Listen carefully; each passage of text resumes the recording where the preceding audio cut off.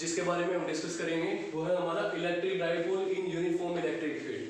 ठीक है बच्चों, तो इसका मतलब क्या है, जो हमारा टॉपिक है, टॉपिक का मतलब क्या है, टॉपिक का मतलब है कि हमारे पास है ना, हमारे पास क्या है, हमारे पास एक इलेक्ट्रिक फील्ड है और उस इलेक्ट्रिक फील्ड में हमने क्या किया हुआ है, उस इलेक्ट्रिक फील्ड में हमने एक डाइपोल रखा हुआ है। ठीक है, तो देखते हैं कि क्या होता है जब हम किसी भी डाइपोल को एक इलेक्ट्रिक फील्ड में रखते हैं। ठीक है, तो हमने सोच कर लिया कि हमारे पास ये क्या है, यहाँ पे हमारा एक ये पॉजिटिव चार्ज है। ठीक है, अब जो हमारा पॉजिटिव चार्ज है यहाँ से क्या निकलती है, इलेक्ट्रिक फील्ड लाइंस निकलती है ना ऊपर की तरफ, नेगेटिव चार्ज की तरफ ऐसे। ठीक है बच्चों,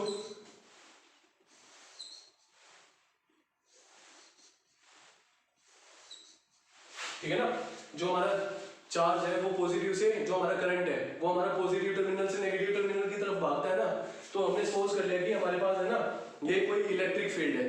ठीक है, ये पॉजिटिव टू नेगेटिव गया हुआ है, तो हमने सपोज कर लिया कि हमारे पास ये कोई प्लेट है जिसके ऊपर क्या होगा, नेगेटिव चार्ज होगा, तो यहाँ पे क्या होगा, ये नेगेटिव चार्ज होगा यहाँ पे।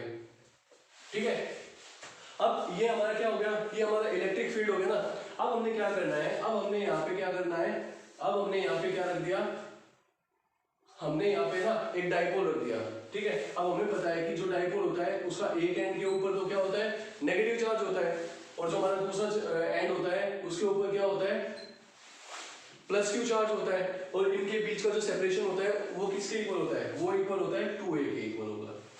ठीक है बच्चों, तो 2a हमारी क्या है, डाइपोल लेंथ है।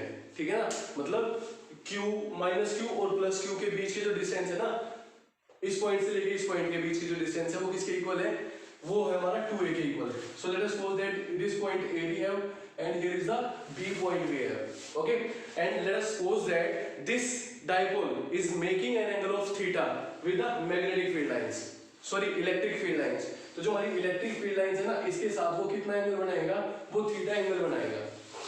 ठीक है बच्चों, अब एक चीज देखो, ये हमारा पॉइंट ए पॉइंट है, अब इसको छोड़ दो फिलहाल, यहाँ पे लिख लो यार। ठीक है, ये हमारा पॉइंट ए है और वो हमारा पॉइंट बी है। अब एक चीज देखो, ये यहाँ पे नेगेटिव चार्ज है और ये पॉजिटिव चार्ज है, तो नेगेटिव पॉजिटिव वो क्या करेगा, अट्रैक्ट करेगा ना, किस डायरेक्शन में करेगा, वो इस डायरेक्शन में करेगा, नीचे की तरफ वो उसको अपनी तरफ अट्रैक्ट करेगा। ठीक है बच्चों, तो यहाँ पे क्या है, इलेक्ट्रिक फील्ड है। अब इलेक्ट्रिक फील्ड है, इलेक्ट्रिक फील्ड में हमने क्या रखा हुआ है, एक चार्ज रखा हुआ है। ठीक है, तो चार्ज जो फोर्स एक्सपीरियंस करेगा, चार्ज जो फोर्स एक्सपीरियंस करेगा वो किसके इक्वल होगा। अब हमें पता है कि electric field intensity F by Q के इक्वल होती है ना। ठीक है, तो जो हमारा F है वो किसके इक्वल हो जाएगा, वो QE के इक्वल आ जाएगा। ठीक है, तो ये इस F फोर्स के साथ ये पॉजिटिव चार्ज इस नेगेटिव चार्ज को क्या करेगा, अपनी तरफ अट्रैक्ट करेगा। तो जो इसकी इंटेंसिटी होगी डाउनवर्ड डायरेक्शन में होगी और वो किसके इक्वल होगी, वो QE के इक्वल होगी। क्लियर है। अब यहाँ पे देखो, यहाँ पे प्लस क्यू चार्ज है और ये क्या है, ये माइनस क्यू चार्ज है, तो जो प्लस माइनस क्या करेगा, अट्रैक्ट करेगा, तो ये भी क्या करेगा, इसको अट्रैक्ट करेगा, किस डायरेक्शन में, ऊपर की तरफ। तो ये कितनी इंटेंसिटी के साथ इसको एक्ट करेगा या इसको अट्रैक्ट करेगा, ये भी QE इंटेंसिटी के साथ इसको क्या करेगा, अपनी तरफ अट्रैक्ट करेगा। ठीक है बच्चों, अब एक चीज देखो, अगर हम इसको कंसीडर करके चले कि हमारा जो ओवरऑल कितना फोर्स एक्ट करेगा, अब देखो ये माइनस क्यू चार्ज की वजह से है, ये प्लस क्यू चार्ज की वजह से है, तो ये किसके इक्वल हो जाएगा, माइनस QE, और ये किसके इक्वल हो जाएगा, प्लस QE। ओवरऑल किसके इक्वल हो जाएगा, 0 हो जाएगा ना। बट ये कब 0 होगा, जब इनकी लाइन ऑफ एक्शन सेम हो। ठीक है, अगर इनकी लाइन ऑफ एक्शन सेम हो तो ये किसके इक्वल होगा, ये 0 के इक्वल होगा। बट एक चीज देखो, ये QE हमारा तो ए पॉइंट के ऊपर एक्ट कर रहा है और जो हमारा ये QE है वो B पॉइंट के ऊपर एक्ट कर रहा है, तो हमने सपोज कर लिया कि ये हमारी डाइपोल है। ठीक है, एक तो इसके ऊपर एक्ट करेगा, दूसरा इसके ऊपर एक्ट करेगा। ठीक है, एक तो ऊपर की तरफ एक्ट कर रहा है और एक नीचे की तरफ एक्ट कर रहा है, तो इसकी वजह से क्या होगा, एक कपल जनरेट हो जाएगा। क्या हो जाएगा, एक कपल जनरेट हो जाएगा, और उस कपल की वजह से क्या होगा, उस कपल फोर्स की वजह से क्या होगा, उस कपल फोर्स की वजह से ये जो हमारा डाइपोल है ये क्या करेगा, ये मैग्नेटिक इलेक्ट्रिक फील्ड में रोटेट करना स्टार्ट करेगा। ठीक है, तो जो हमारा रोटेशन इफेक्ट होता है उसको हम क्या बोलते हैं, उसको हम टॉर्क बोलते हैं। क्या बोलते हैं? टॉर्क बोलते हैं। तो ये क्या करेगा, ये टॉर्क एक्सपीरियंस करेगा। ठीक है बच्चों, तो जो हमारी टॉर्क होती है वो किसके इक्वल होती है?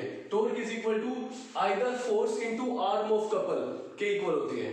ठीक है, either force into arm of couple, या हम सिंपली इसको कह सकते हैं फोर्स इनटू परपेंडिकुलर डिस्टेंस। ठीक है बच्चों, अब यहाँ पे जो फोर्स लगा हुआ वो किसके इक्वल है? QE के इक्वल है। यहाँ पे भी किसके इक्वल है? QE के इक्वल है। तो जो हमारा फोर्स है वो किसके इक्वल आ जाएगा? वो QE के इक्वल आ जाएगा इनटू परपेंडिकुलर डिस्टेंस। अब एक चीज देखो, परपेंडिकुलर डिस्टेंस, तो हम यहाँ से क्या करेंगे, इमेजिनरी लाइन हमने यहाँ से ड्रॉ कर दी। ठीक है बच्चों, तो ये इमेजिनरी लाइन है, ये क्या है? 90 डिग्री का एंगल बनाए हुए ना, किसके साथ? ये हमारी इमेजिनरी लाइन 90 डिग्री का एंगल बनाएगी, किसके साथ? इलेक्ट्रिक फील्ड लाइन के साथ। ठीक है बच्चों, तो हमने सपोज कर लिया ये हमारा कौन सा पॉइंट है, ये हमारा C पॉइंट हो जाएगा। ठीक है, अब ये 90 डिग्री है। अब एक चीज देखो, ये हमारा फोर्स है, डाउनवर्ड डायरेक्शन में एक्ट करेगा, तो ये किसके परपेंडिकुलर है? ये इसके परपेंडिकुलर है। तो हमें क्या चाहिए? परपेंडिकुलर डिस्टेंस चाहिए ना। तो परपेंडिकुलर डिस्टेंस हमारी कौन सी हो जाएगी? AC हमारी परपेंडिकुलर डिस्टेंस हो जाएगी। ठीक है, क्या हो जाएगी? AC हमारी परपेंडिकुलर डिस्टेंस हो जाएगी। सेम इस केस में भी है। तो इसके लिए भी जो हमारी ये QE फोर्स है, ठीक है, तो इसकी भी परपेंडिकुलर डिस्टेंस कौन सी होगी? ये होगी AC। क्यों? क्योंकि ये हमारा 90 डिग्री का एंगल बनाए हुए हैं, किसके साथ? इसके साथ। ठीक है, इस लाइन के साथ, AC के साथ। ठीक है बच्चों, तो जो हमारी परपेंडिकुलर डिस्टेंस हो जाएगी वो कौन सी हो जाएगी? वो हमारी AC के इक्वल आ जाएगी। ठीक है, किसके इक्वल आ जाएगी? AC के इक्वल आ जाएगी। अब हम क्या करेंगे, अब हमारे पास AC की वैल्यू तो है नहीं, तो अब हमें क्या निकालना है? अब हमें AC की वैल्यू निकालनी है। कैसे निकालेंगे? अब देखो, ये तो एंगल हमारा थीटा हो गया, ये एंगल हमारा 90 डिग्री का हो गया। अब ये दोनों के दोनों एंगल बने किस लाइन के ऊपर है? ये BC लाइन के ऊपर बने हुए हैं। तो जो हमारी BC लाइन है ना, वो तो हमारी क्या हो जाएगी? बेस हो जाएगी, और ये हमारा परपेंडिकुलर हो जाएगा, और ये हमारा क्या हो जाएगा? हाइपोटेन्यूज के इक्वल हो जाएगा। ठीक है, अब हमें क्या चाहिए? हमें AC परपेंडिकुलर की वैल्यू चाहिए। अब हमें पता है कि जो हमारा परपेंडिकुलर अपॉन हाइपोटेन्यूज किसके इक्वल होता है? साइन थीटा के इक्वल होता है ना। तो जो हमारा परपेंडिकुलर है उसकी वैल्यू किसके इक्वल आ जाएगी? So this perpendicular will be equal to h sin theta. ठीक है बच्चों, अब यहाँ पे h है, h की वैल्यू क्या है? h की वैल्यू हमारी 2a है ना। तो हम क्या करेंगे, तो जो हमारा परपेंडिकुलर है, परपेंडिकुलर हमारा AC है ना, तो AC किसके इक्वल हो जाएगा? It will be equal to 2a sin theta. ठीक है बच्चों, तो अब हम क्या करेंगे? AC की वैल्यू पुट कर देंगे यहाँ पे। तो जैसे हम AC की वैल्यू यहाँ पे पुट करेंगे तो हमारे पास क्या आ जाएगा? QE into 2a sin theta ना।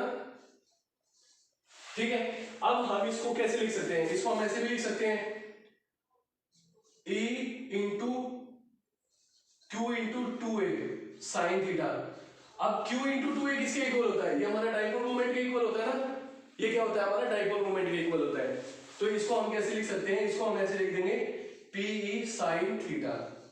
ठीक है, और ये क्या हमारा? ये हमारा टॉर्क के इक्वल है। अब बच्चों हमें पता है कि जो हमारा sin थीटा है, ये थीटा क्या है? थीटा हमारा एंगल है। किस किस के बीच का एंगल है? ये थीटा हमारा एंगल है P और E के बीच का। ठीक है, ये हमारा P और E के बीच का एंगल है। तो P और E के बीच का एंगल है। ठीक है, थीटा हमारा P और E के बीच का एंगल है, और ये टॉर्क क्या है? इनका प्रोडक्ट है। ठीक है, अब एक चीज देखो, तो अब हम क्या करते हैं? अब हम इसको हटा देंगे यहाँ से। अब हमें पता है कि जब हम डॉट प्रोडक्ट को रिमूव करते हैं तो हम cos थीटा अपेंड करते हैं। अब हम क्रॉस प्रोडक्ट को रिमूव करेंगे या क्रॉस साइन को रिमूव करेंगे तो हमारे पास क्या आ जाएगा? साइन थीटा आ जाएगा। अब मुझे यहाँ से साइन थीटा रिमूव करना है तो मुझे क्या करना पड़ेगा? इसके बीच में क्रॉस प्रोडक्ट लगाना पड़ेगा। तो ये टाउ वेक्टर किसके इक्वल आ जाएगा? It will be equal to P vector cross E vector के इक्वल आ जाएगा। ठीक है बच्चों, तो ये हमारा क्या आ जाएगा? ये हमारा फॉर्मूला आ जाएगा। तो यहाँ से हमारी जो टॉर्क है, ये इसकी वैल्यू किसके इक्वल आ जाएगी? It will be equal to P vector cross E vector. ठीक है बच्चों, अब एक चीज देखो, यहाँ पे ना हमारे पास बहुत सारे कंसेप्ट्स हैं यहाँ पे इसको समझने के लिए। वो कौन से हैं? सबसे पहले हम समझते हैं कि जो हमारा टॉर्क है, ठीक है ना, वो मैक्सिमम कब होगा और वो मिनिमम कब होगा? चलो देखते हैं। तो मैं ये जो डायग्राम है बेटा, मैं इसको रब करने जा रहा हूँ। ठीक है, अगर आप में से किसी ने इसको नोट करना है तो प्लीज वीडियो को पॉज करके इसको नोट डाउन कर लेना। ठीक है बच्चों, तो अब यहाँ पे देखो जो हमारा टाउ है वो किसके इक्वल है, वो पी साइन थीटा के इक्वल है ना। ठीक है, अगर हमारा थीटा 0 डिग्री है, अगर हमारा थीटा है वो 0 डिग्री है, थीटा 0 का मतलब क्या है, थीटा 0 का मतलब है कि जिस डायरेक्शन में हमारा इलेक्ट्रिक फील्ड है ना उसी डायरेक्शन में हमारा डायपोल है। ठीक है, तो उस कंडीशन में वो कितनी टॉर्क एक्सपीरियंस करेगा, तो थीटा की वैल्यू यहाँ पे पुट कर दो। तो जैसे हम थीटा की वैल्यू यहाँ पे पुट करेंगे तो हमारे पास क्या आ जाएगा, टाउ की वैल्यू किसके इक्वल आ जाएगी, वो 0 के इक्वल आ जाएगी। क्यों आ जाएगी, क्योंकि साइन 0 की वैल्यू किसके इक्वल होती है, साइन 0 की वैल्यू 0 के इक्वल होती है। ठीक है, अगर हम थीटा की वैल्यू यहाँ पे 90 डिग्री पुट करें, थीटा इज 90 डिग्री, तो जो हमारी टाउ है उसकी वैल्यू किसके इक्वल आ जाएगी, पीई साइन 90, और साइन 90 की वैल्यू किसके इक्वल होती है, 1 के इक्वल होती है, तो टाउ की वैल्यू किसके इक्वल आ जाएगी, ये पी के इक्वल आ जाएगी। तो इसका मतलब क्या हुआ, इसका मतलब ये हुआ अगर हमारा जो इलेक्ट्रिक फील्ड है और जो हमारा इलेक्ट्रिक डायपोल है अगर उनके बीच में 90 डिग्री का एंगल है ना, ठीक है, तो उस कंडीशन में जो हमारी टॉर्क की वैल्यू है वो क्या होगी, वो मैक्सिमम होगी। क्या होगी, वो मैक्सिमम होगी। ठीक है बच्चों, तो हम यहां से क्या करेंगे, एक डायग्राम ड्रॉ करेंगे। ठीक है, हमने सपोज कर लिया ये क्या हमारा, ये हमारा इलेक्ट्रिक फील्ड है। ठीक है, ये हमारा क्या एंगल हो गया, ये हमारा थीटा एंगल हो गया, और ये हमारा क्या हो गया, ये हमारा पी हो गया, और इस साइड में हमारी टॉर्क है। ठीक है, अब एक चीज देखो बच्चों, क्या कि हमारी टॉर्क है वो 90 डिग्री के एंगल पे क्यों है इलेक्ट्रिक फील्ड के साथ, क्योंकि जो अगर हमारा इलेक्ट्रिक फील्ड और इसके बीच में 90 डिग्री का एंगल होगा ना तो उस कंडीशन में हमारी टॉर्क मैक्सिमम होगी। ठीक है, तो इसी वजह से हमने इसको यहाँ पे रखा हुआ है। ठीक है, अब हमने यहाँ पे, अब देखो हमने यहाँ पे P क्रॉस E लिखा हुआ है, हमने E क्रॉस P क्यों नहीं लिखा हुआ है, हमने यहाँ पे P क्रॉस E लिखा हुआ है, E क्रॉस P क्यों नहीं लिखा हुआ है। तो अगर हम E क्रॉस P लिखेंगे तो इसका मतलब क्या होगा, इसका मतलब होगा कि जो हमारा थीटा एंगल है ना वो E से P की तरफ आया हुआ है। ठीक है, तो हम अपना जो राइट हैंड थंब रूल है ना, राइट हैंड थंब रूल का यूज करेंगे। ठीक है, और जो हमारा राइट हैंड थंब रूल है अगर इसकी डायरेक्शन आउटवर्ड डायरेक्शन आई हुई है तो इसका मतलब हमारा कंसेप्ट ठीक है। अगर हमारी टॉर्क है, टॉर्क की वैल्यू आउटसाइड आई है तो इसका मतलब ये ठीक है। अगर हमारी टॉर्क की वैल्यू अंदर की तरफ आई हुई है तो इसका मतलब हमने एंगल गलत लिया हुआ है। ठीक है, अब देखो अगर हम एंगल, अगर हम इसको टॉर्क को E क्रॉस P लिखेंगे तो क्या होगा, इसका मतलब होगा कि जो हमारा एंगल है ना वो E से लेके P की तरफ आया हुआ है। तो एंगल जो हमारी कर्व्स है ना ये क्या इंडिकेट करेगी, ये हमारी एंगल की डायरेक्शन को रिप्रेजेंट करेगी।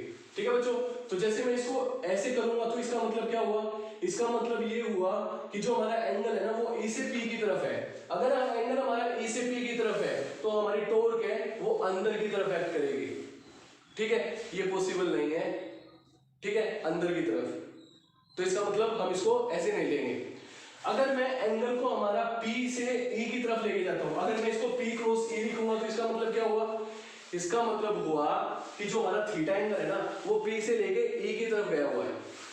तो देखना इसको मैं ऐसे कर्व करूंगा तो इसका मतलब क्या हुआ, ये हमारा जो टॉर्क है ना उसकी डायरेक्शन आउटवर्ड डायरेक्शन आ रही है।